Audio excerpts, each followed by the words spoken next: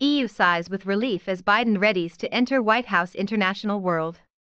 The European Union's top officials breathed a sigh of relief on Wednesday that Joe Biden will be taking over as President of the United States, but they warned that the world has changed after 4 years of Donald Trump, and that transatlantic ties will be different in the future.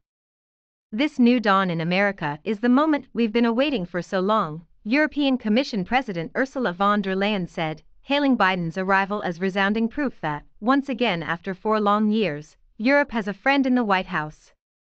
The United States are back, and Europe stands ready to reconnect with an old and trusted partner to breathe new life into our cherished alliance, she told EU lawmakers, hours before Biden was to be sworn in at his inauguration ceremony in Washington.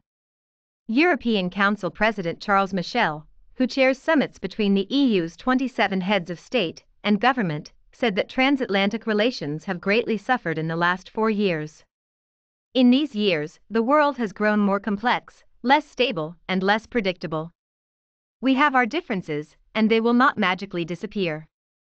America seems to have changed, and how it's perceived in Europe and the rest of the world has also changed, said Michel, whose open criticism of the Trump era contrasted starkly with the silence that mostly reigned in Europe while the Republican leader was in the White House. This change, Michel said, means that we Europeans must take our fate firmly into our own hands, to defend our interests and promote our values, and he underlined that the EU chooses its course and does not wait for permission to take its own decisions. The Europeans have invited Biden to a summit, quite probably in Brussels, in parallel with a top-level NATO meeting as soon as he's ready. Michel said the EU's priority is to tackle the coronavirus pandemic and climate change, rebuild the global economy, and boost security ties with Washington. In Germany, President Frank-Walter Steinmeier issued a video statement on his website, as well as Instagram and Facebook, before the inauguration, calling it a good day for democracy. He said that the US had faced tremendous challenges and endured.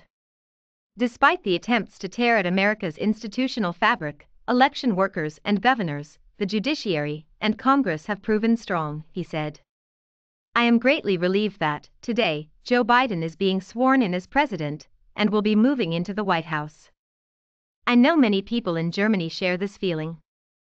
With Biden and incoming Vice President Kamala Harris, Steinmeier said there was new hope that the US would again be a vital partner internationally to tackle issues like the coronavirus pandemic, climate change, security issues including arms control and disarmament, and multiple conflicts. When our views do differ, such differences of opinion will not divide us, but should rather spur us on to find joint solutions, he said. Despite all the joy we feel today, we must not forget that even the most powerful democracy in the world has been seduced by populism. We must work resolutely to counter polarization, protect and strengthen the public square in our democracies, and shape our policies on the basis of reason and facts. In Poland, where the right-wing government has been on very good terms with the Trump administration, Prime Minister Mateusz Morawiecki said that he expects cooperation with Biden and his team to develop positively. We have many points in common, joint projects linked to the 3Cs initiative, in Central and Eastern Europe, where we are developing many infrastructure connections, Morawiecki told an online news conference.